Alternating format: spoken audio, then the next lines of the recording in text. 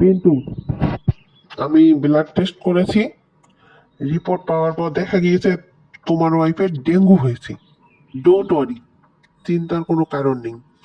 আমি মেডিসিন আর কিছু টিপস দেব, এগুলো ফলো করলেই তাড়াতাড়ি ছেড়ে যাবে। কি বলেন স্যার? ডেঙ্গু? তাহলে তো খুবই বিপজ্জনক ব্যাপার স্যার। এখন কি করা যায় বলেন? আমি আগেই বলেছি, চিন্তার কোনো কারণ নেই।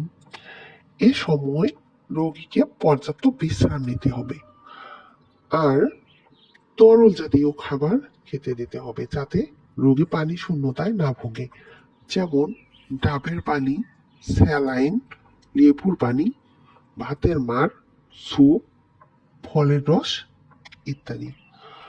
আর হ্যাঁ, আমি ওষুধ লিখে দিচ্ছি। এই ওষুধ 6 ঘন্টা পর পর খেতে দিতে হবে।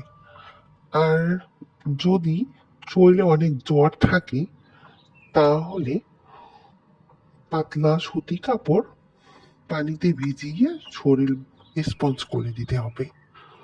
আর নিয়মিত বিশ্রাম, পর্যাপ্ত ঘুম, এগুলো করলেই শরীর সুস্থ হয়ে যাবে ইনশাল্লাহ।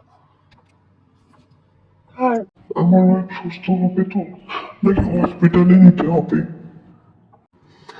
না, এখন হসপিটালে নেওয়ার প্রয়োজন নেই। আমি যেভাবে বলেছি সেভাবে বাসায় ট্রিটমেন্ট করো।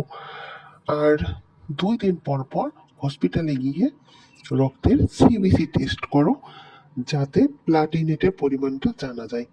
যদি প্লাটিনেটের পরিমাণ 10,000, 6,000 এরকম হয়, আর রোগীর অবস্থার অনেক খারাপের দিকে যায়, বিভিন্ন লক্ষণ দেখা যায়, তাহলে দ্রুত হসপিটালে নিতে হবে। স্যার কি কি লক্ষণ স্যার? কিভাবে বুঝবো কখন নিতে হবে? একটু বলেন প্লিজ। ঠিক আছে, বলছি, শোনো। জ্বর কমার 48 থেকে 72 ঘন্টার মধ্যে যে সময়টা, এটি হচ্ছে ক্রিটিক্যাল সময়। এ সময় যদি রোগীর ঘন ঘন বমি হয়, পাতলা পায়খানা, পেট ফুলে যাওয়া, পেটে ব্যথা ইত্যাদি বিভিন্ন ধরনের লক্ষণ দেখা দেয়, তাহলে দ্রুত ডাক্তারের সাথে কথা বলে হসপিটালে নিয়ে যেতে হবে। আর হ্যাঁ, আর এগুলো যদি কোনো সমস্যা না হয়, তাহলে বাড়িতেই ট্রিটমেন্ট করে রোগী সুস্থ হতে পারে। ধন্যবাদ স্যার, এত কষ্ট কইরা বাসায় এসে এত কিছু শিখিয়ে দেওয়ার জন্য।